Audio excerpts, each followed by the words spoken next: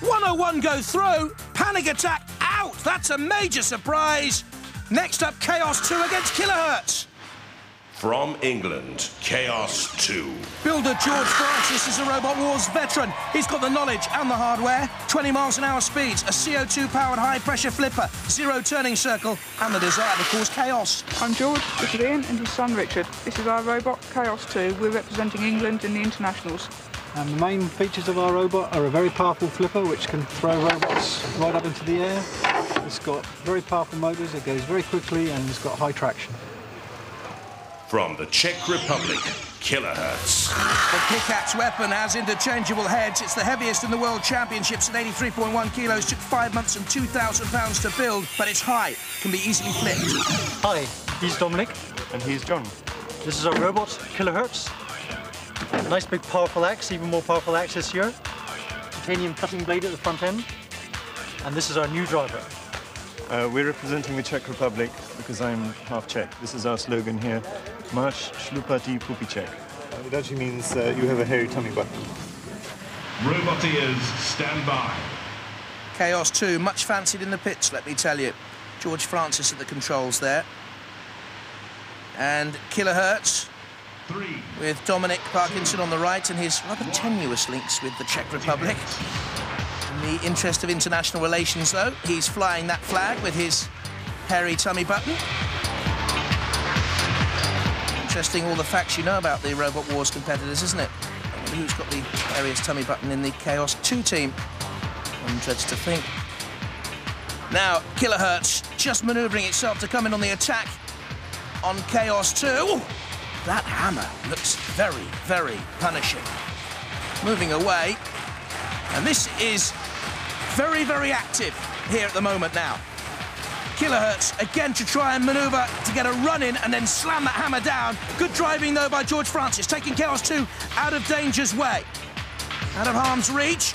Well, there's no use slamming the Kilohertz hammer down on the arena floor like some woodpecker maddened with rage. But now Chaos 2 is between Shunt and Kilohertz, and again had to get out of the way of those two mighty axes coming swinging down. There's the Czech team, and Chaos 2 know they're in trouble here. And this isn't the way people in the pits thought this battle would go. Chaos 2 sustaining real damage, look at that! The CO2 canister's been pierced by Shunt. Now that will take any power out of the main weapon of Chaos 2, the high-pressure flip, I'm sure. Meanwhile, Kilohertz also taking damage from Shunt, just controlling itself and getting away. There still seems to be power in the Chaos 2 weapon to me. We'll wait and see. It's in the CPZ. It needs to get out of there now. Oh, Kilohertz is flipped up on its side. This is amazing stuff. Great stuff. This is the sort of stuff we actually dream about in the Robot Wars team. I know. Frightening, isn't it? Rather spooky and sad, too. And here's Chaos 2 trying to get away from Kilohertz. Kilohertz is on its back. Oh, lovely. Lovely. You can see the belly of Kilohertz. Oh, Kilohertz, the wheels spinning. They're trying to right themselves. They can't. They're out. They're immobilized. It's Chaos 2 and George Francis who go through. The Kilohertz team out from the Czech Republic. Even though, at that point, when the CO2 canister was burst, it seemed that Chaos 2 would be heading out. Not so, though. Chaos 2 are through. And next up, Cerberus from Cyprus, named after the dog which used to guard the underworld in Greek mythology, against the Mauler from the USA. Although we've got problems, I hear, with Mauler in the pits. And Mauler has had to go out into the testing zone for a final trial. And the problem is the weaponry and the safety of that flailing weapon. Does that look under control to you? One final test to see if the team from California can stay in the competition. Is that safe? That's the major concern. We've done a risk assessment on your robot. We cannot put our names, either health and safety or the production, to that risk assessment because we feel that the robot is too unsafe to go into that arena.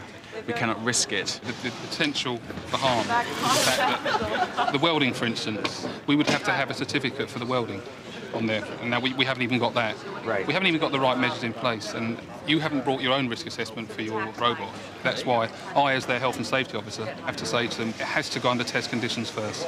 And of course, we haven't got that environment here. And so unfortunately, we're not going to be able to allow you to compete. We win by default. You don't win by default, so risk go through. I'm really, really sorry. Because of the legal aspects of over here in this country, we cannot do this. Oh, fine, I've asked my questions in advance of them, and I don't see any way around it, so... Que sera, sera. Back to San Francisco. So, Cerberus go through by default. They're first up against Diotior of Ireland. Chaos 2 against Razor is an all-English affair. So is Mortis against Behemoth. And then Northern Ireland in the shape of Weldor against 101. The surprise winners, of course, over Panic Attack. And that's the lineup for the quarterfinals. You asked the chaps, they really don't want to hit us. It was nothing to do with South Bay Mall being too dangerous for Robot Wars. Maybe. I'm not saying anything, nothing definitive. I want to know the truth as well. Yes. Are you slightly relieved? Of course we're relieved. I bet we're lunatics or something. But as the competition hots up and the house robots turn even nastier, we'll see who's got what it takes in the quarterfinals.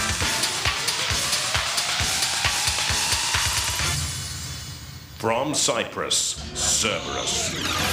A circular tungsten-tipped saw, stainless steel claws, steel ram and clubbing tail make Cerberus a growling dog from hell. The body shells Kevlar took 8 weeks to build. My name is Theo.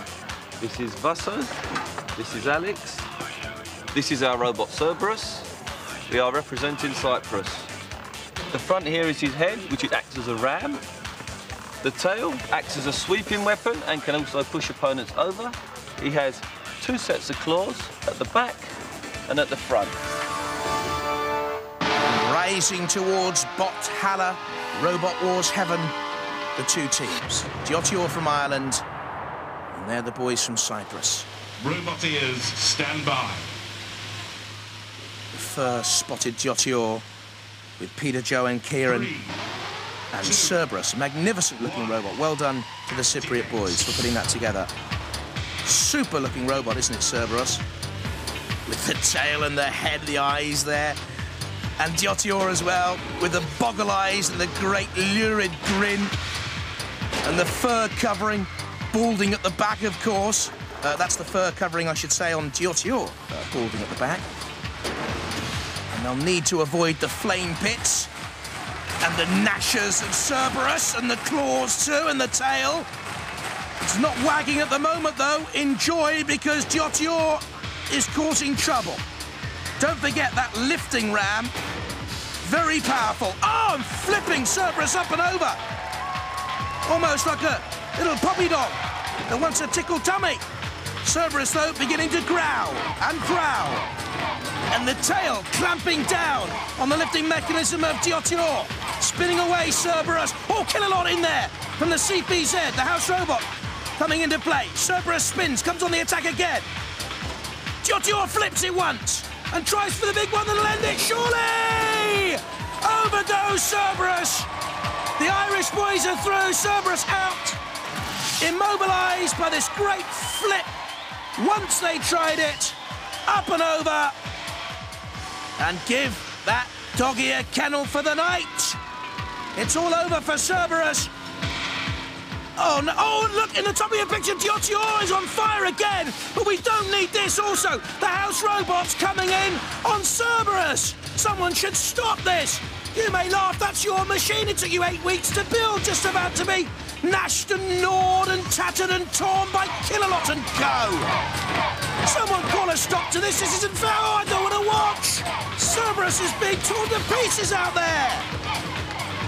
Cerberus in pain. Ooh, and torture. And Diotior's on fire. They won't mind that. They love to burn, baby, burn. Robot Inferno. That's the song on Diotior lips. And meanwhile, Cerberus about to taste tire at the bottom of the pit. Cease. Disappointment for the Cypriot boys. Well, Cerberus go in the pits. Diotior go through. Bulabus Gadina Bukaleos Eren.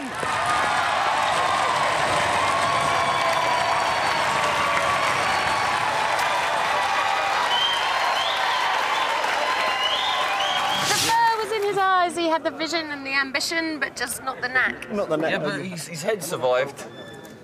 So? Really? So you're still out? We're still out, yeah, but you know, it's always next year we'll come back for a visit, you know, and you know, slap a few robots around. Yeah? Yes. He's learned a lot this year. He's learned a lot. A whole lot. He's in a terrible mess. Oh! Yes. Was this Kill-A-Lot? Yeah. But, you know, I think he wanted a bit for a souvenir. He could have asked. I would have given a piece. You know what I mean? We'll be better equipped next. We'll be better equipped next year. Bigger claws. Stunning robot, isn't it? It's when we had it, like it just started slavering for you. screaming. Did you see we tried to scrape our name onto the side of it? Yeah. We should Oh, is that what you were trying to do? I thought it was just taking you ages to flip it over. Flip it over. I think that's the first time he's cracked a gag that hasn't been funny. Well, it's first time for everything.